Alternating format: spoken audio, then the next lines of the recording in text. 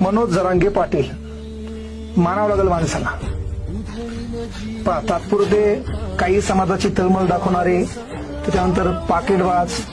आहे ना, त्यानंतर लुटारू, समाजाला वेठीस धरणारे, या सर्वांना पुरून उडणारा एक खमक्या म्हणलं की मनोज जरांगे पाटील. शेवटी माणसानं दंड ठोकून सिद्ध केलं की मी मुंबईला जाणारच, आणि न्यायालयानं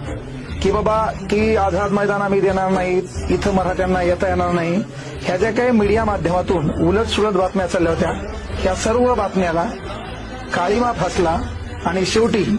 जर तुम्ही तुमच्या समाजासाठी चांगल्या पद्धतीनं लढत असाल, त्या समाजाची तळमळ म्हणून एखाद्या पोरीचा बाप लग्नासाठी पैसा नाही म्हणून आत्महत्या करत असेल, एखाद्या पोराला शिक्षणामध्ये अडचण आर्थिकतेची येत असेल, एखाद्याच्या शेतामध्ये पिकलेल्या पिकाला योग्य भाव नाही म्हणून, जात म्हणून नाही पण पैसाही अडचण आल्यामुळे त्याला गळाला फास गुंडाळावा लागत असेल, आणि मग त्या सर्वांच्या अडचणीला एकत्र करून माझ्या समाजाला कसा न्याय देता येईल म्हणून एक माणूस दिवस रात्र अनेक वेळा आंदोलन करून, अनेक वेळा उपोषण करून आपल्या घराला,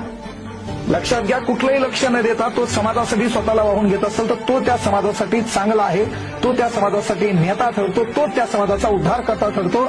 आणि म्हणून सामान्य जनतेनं, गोरगरीब मराठ्यांनी मनोज जरांगे पाटीलांना डोक्यावर घेतलेलं आहे. त्यांचं स्थान इतर समाजामध्ये कित्येक जण येतील, तात्पुरते काहीतरी हवाबाजी करण्याचा प्रयत्न करतील, पण ती जागा मनोज जरांगे पाटलांची इतरांना घेता येणार नाही. आता लक्षात घ्या, कोणी काही करा, कोणी कोणत्या जातीसाठी लढा, कोणी कोणत्या समाजासाठी लढा,